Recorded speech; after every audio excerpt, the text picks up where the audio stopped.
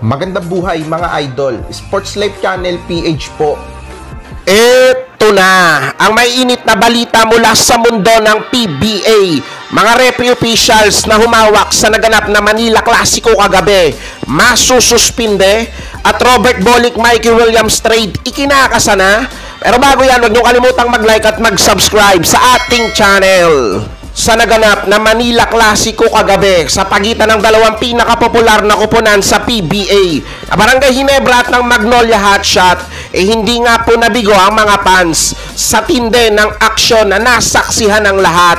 Noong first half, parang gusto nang mag-uwian ng ibang mga fans dahil tila ba tapos na ang laban. Natambakan kasi ang Magnolia. Pero pagdating ng second half, nagsimula nang uminit ang Hotshot sa pangunguna ng energy guard ng Hotshot na si Gio Halalon at ng bagitong import ng Magnolia. Nakagawa ng malaking come from behind wins ang Magnolia kontra sa karibal nila na Barangay Ginebra. Ngunit ang panalo na yon napuno ng kontrobersya sa mga huling segundo kasi ng laban.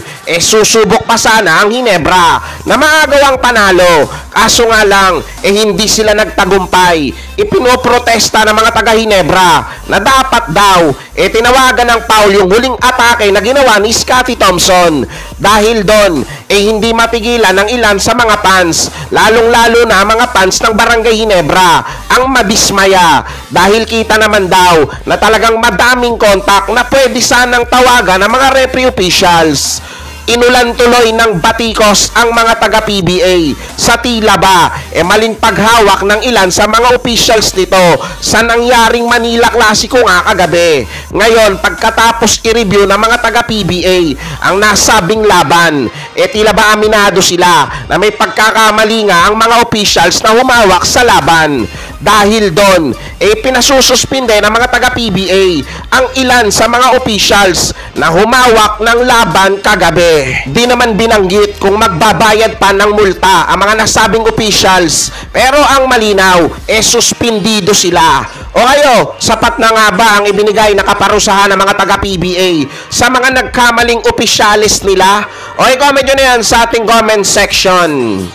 O ito ba mga bossing ko, mainit na pinag-uusapan ngayon ang tila ba big trade na posibleng maganap sa PBA. Umuugong na inaawitan ng mga taga-Token Text sa Batang Pier itong superstar nila na si Robert Bolick kapalit ni Mikey Williams. Pagkatapos bumalik sa Pilipinas, maugong na posibleng maglaro uli sa PBA itong si Robert Bolick, na ngayon, ang koponan na Northport Batang Pier pa rin ang may hawak sa rate nga sa liga. Ayon sa mga source, nagpapakita daw ng malaking interes itong tropa na mapunta sa kanilang bakuran. Ito ang si Robert Bolick bilang kasangga ni Jason Castro sa backcourt ng tropang Giga.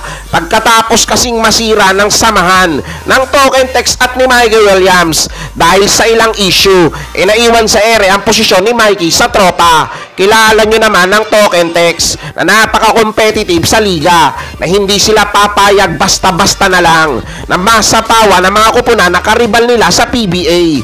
Kaya kung nawala itong si Mikey sa kanila, siguradong kukuha sila ng isang player na kasing kalidad nito. At yun na nga, si Robert Bolick. O ayan mga bossing ko, abang tayo kung ano ang kakahinatnan ng rumors na yon. Matuloy na kaya ang pagpunta ni Robert Bolick sa Token Text?